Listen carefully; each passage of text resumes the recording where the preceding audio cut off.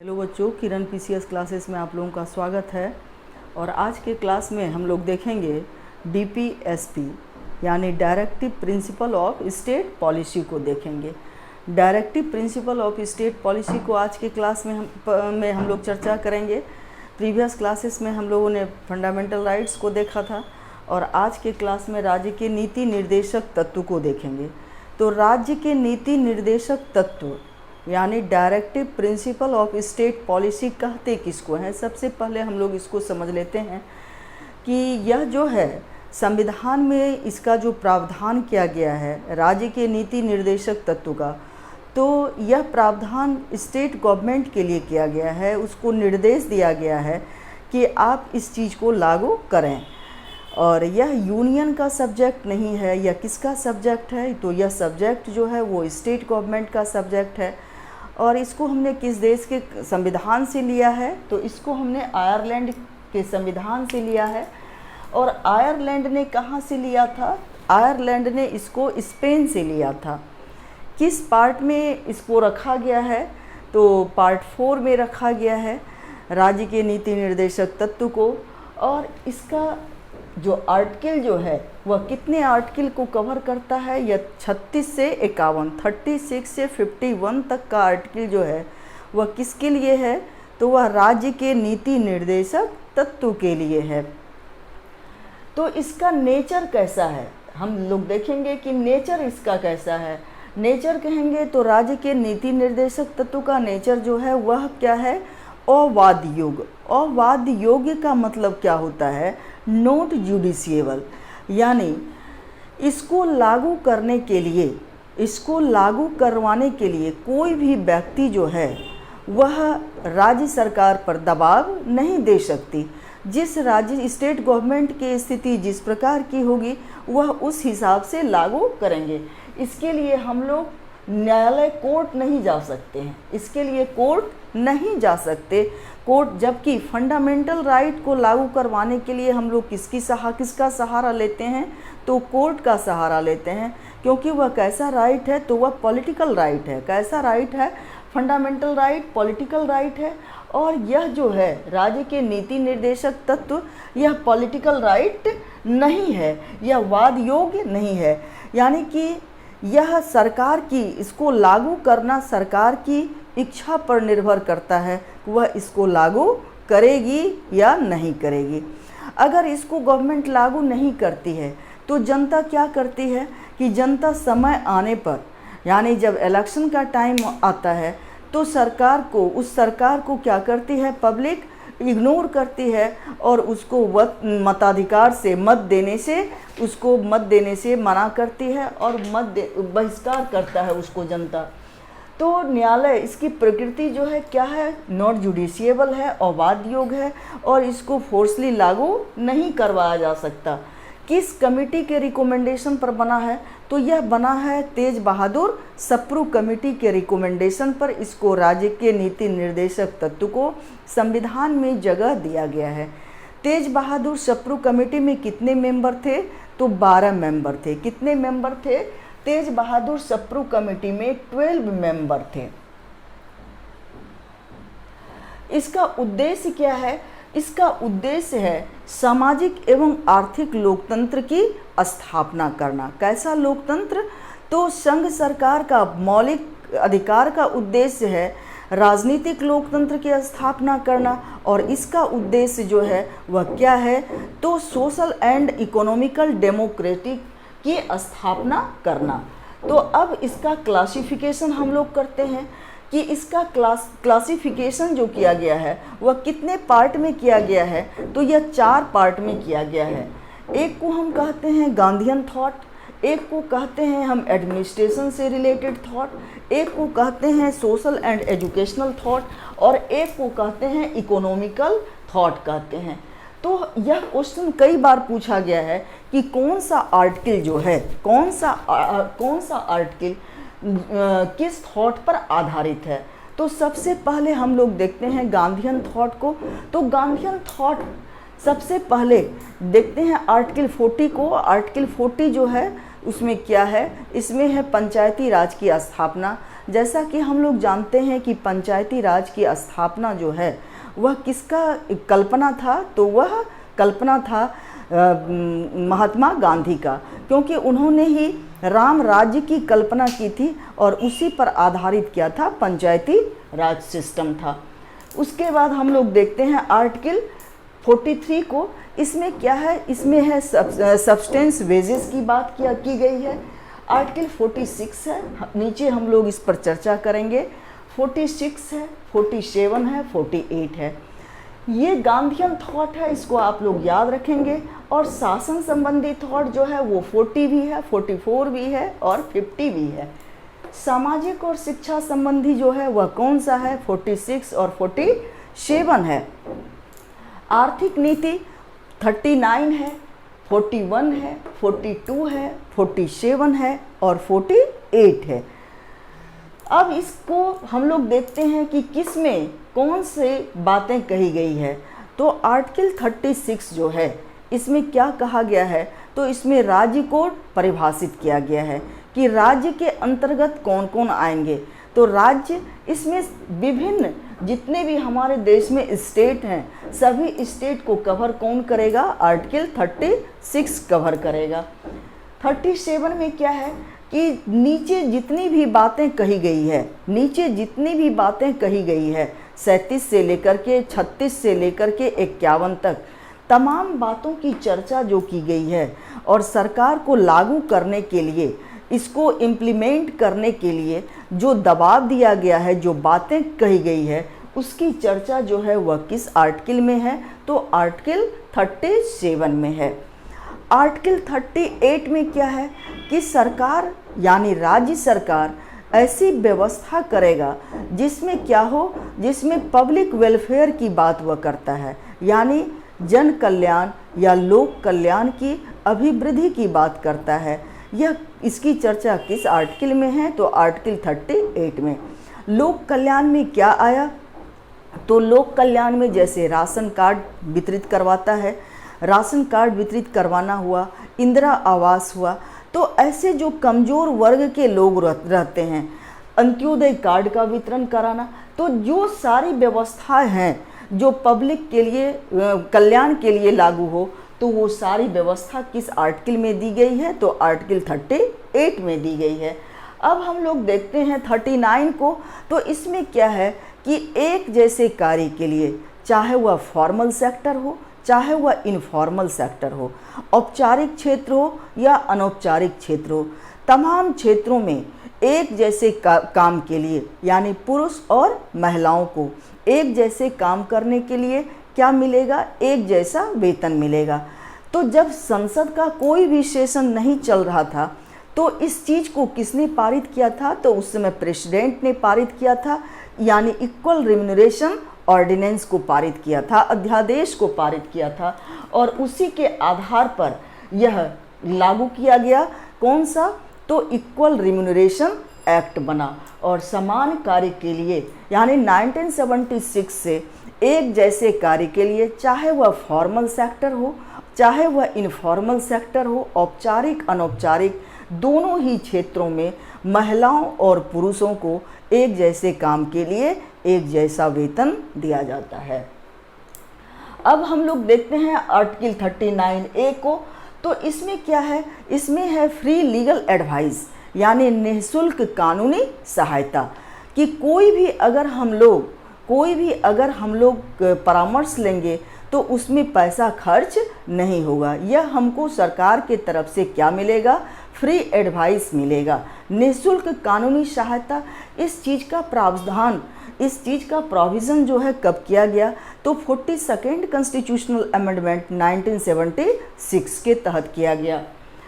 अब देखते हैं 40 में क्या है, ग्राम पंचायत का गठन है। आर्टिकल 40 में ग्राम पंचायत का गठन किया गया है, और इस पर यह कई बार क्वेश्चन पूछा गया है कि ग्राम पंचायत का गठन किस आर्टिकल में है, चाहे वह कोई भी एग्ज़ाम हो, इसमें यह ज़रूर क्वेश्चन आता है 40।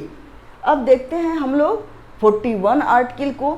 41 आर्टिकल में क्या है, कुछ दशाओं में, यानी चाहे आपकी एजिंग हो, वृद्धावस्था हो, चाहे डिसेबल हो, चाहे वह किसी भी कारण से अपंगता हो, वह मेंटली इकोनॉमिकली कमज़ोर हो, तो उसमें सरकार के द्वारा उसको right to work, right to education और वृद्धावस्था पेंशन पाने का क्या होगा, अधिकार होगा। कुछ दशाओं में काम और शिक्षा प्राप्त करने का अधिकार होगा।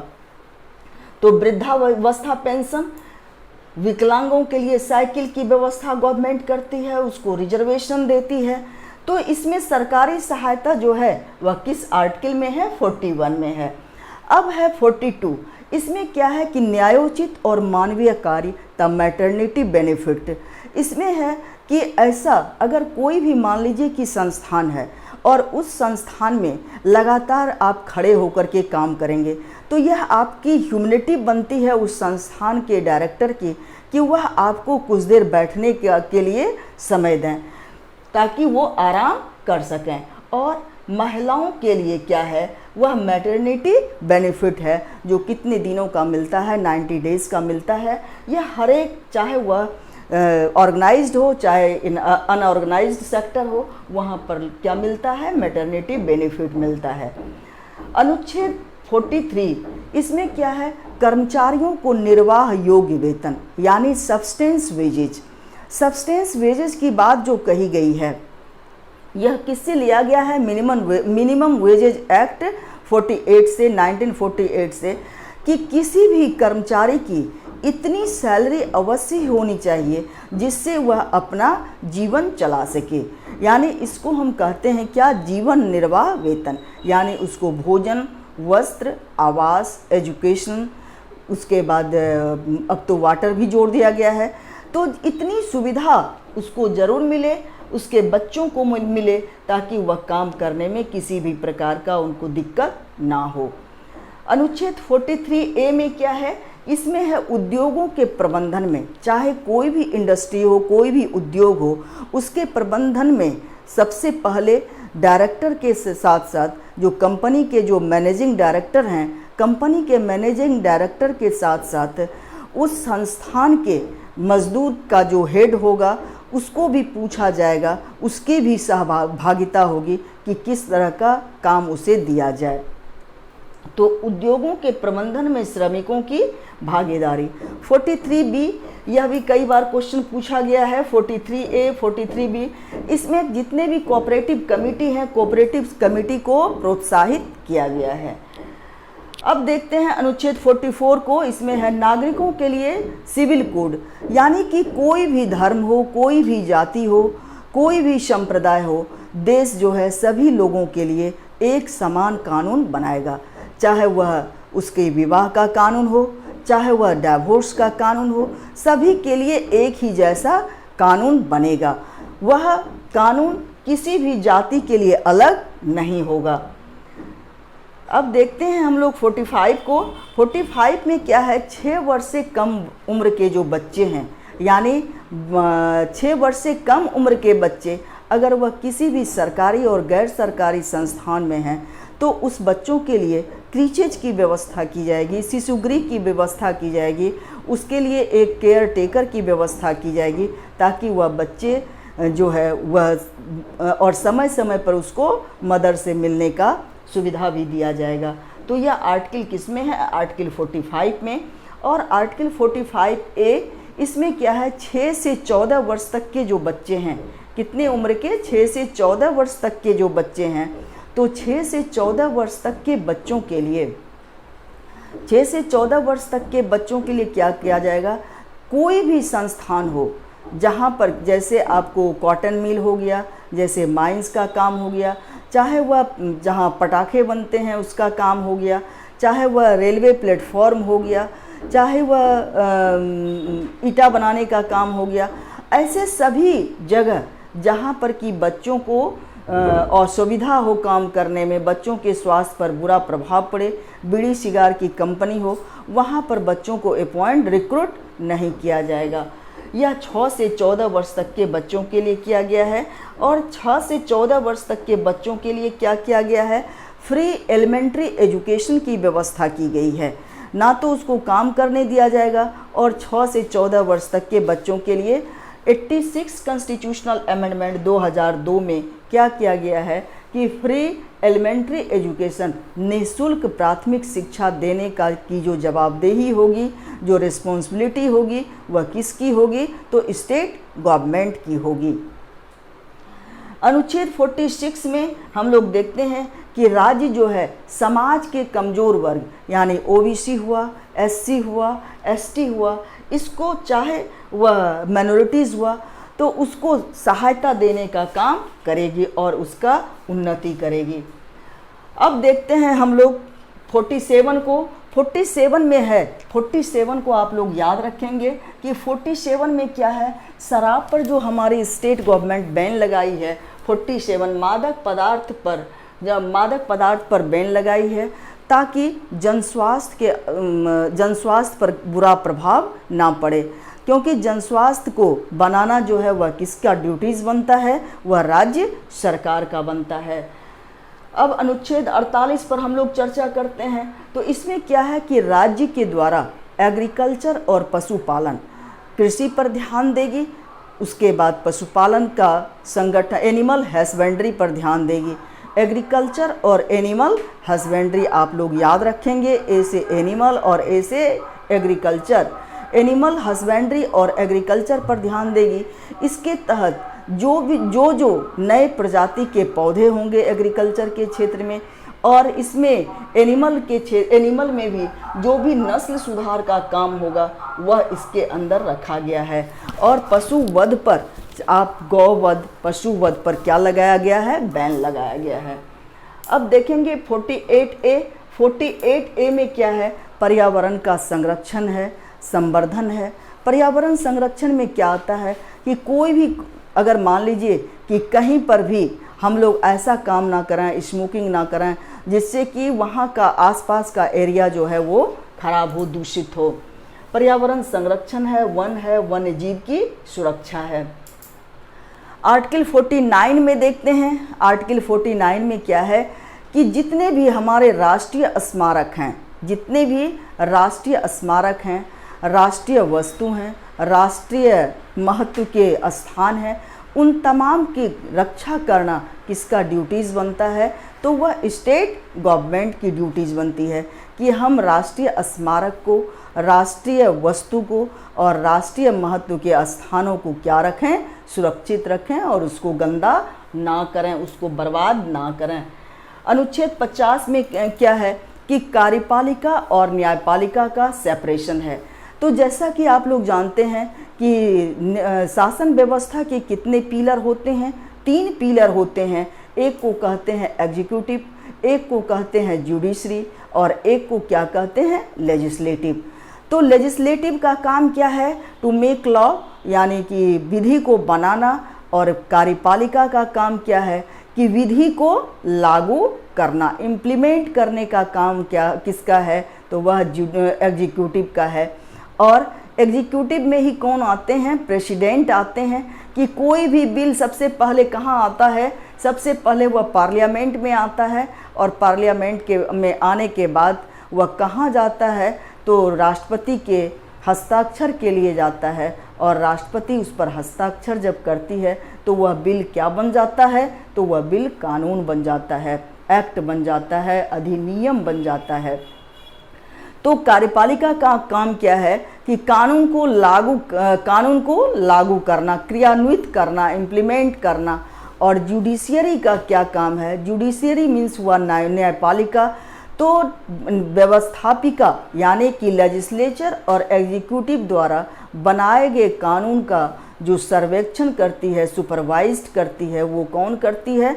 तो वह करती है न्यायपालिका करती है। तो इसीलिए न्यायपालिका को किससे अलग रखा गया है? कार्यपालिका से सेपरेट किया गया है। अब देखेंगे हम लोग अनुच्छेद 51 को। अनुच्छेद 51 में जो है वह क्या है? इंटरनेशनल पीस एंड सिक्योरिटी है। तो अंतर्राष्ट्रीय शांति और सुरक्षा। इसी सुरक्षा के तहत हम लोग जो है किसका मेंबर बने हैं? यूएनओ का। यूएनओ यानी यूनाइटेड नेशन ऑर्गेनाइजेशन, जिसको हम संयुक्त राष्ट्र संघ बोलते हैं। यूनाइटेड नेशन का हम सदस्य बने, और किसी भी राज्य में जब हम मध्यस्थता करते हैं तो किस आर्टिकल के तहत करते हैं? आर्टिकल 51 के तहत करते हैं। अब ये इतना हम लोग देख लिए 36 से 51 तक। अब और कौन कौन सा है जो राज्य के नीति निर्देशक तत्व में लागू किया जा सकता है? तो सबसे पहले हम देखते हैं आर्टिकल 335 को। इसको आप लोग निश्चित रूप से याद रखेंगे कि इसमें किसको रिजर्वेशन मिला है। तो अनुसूचित जाति और जनजाति को रिजर्वेशन जो मिला है उसकी चर्चा किस आर्टिकल में की गई है? तो 335 में की गई है। आर्टिकल 350 ए जो है वह क्या है कि कोई भी माइनॉरिटीज क्लासेस के जो आदमी हैं, तो माइनॉरिटी क्लासेस के बच्चे चाहे वह किसी भी क्लासेस के हों, जैसे मुस्लिम हैं तो उसको मातृभाषा में शिक्षा दी जाएगी।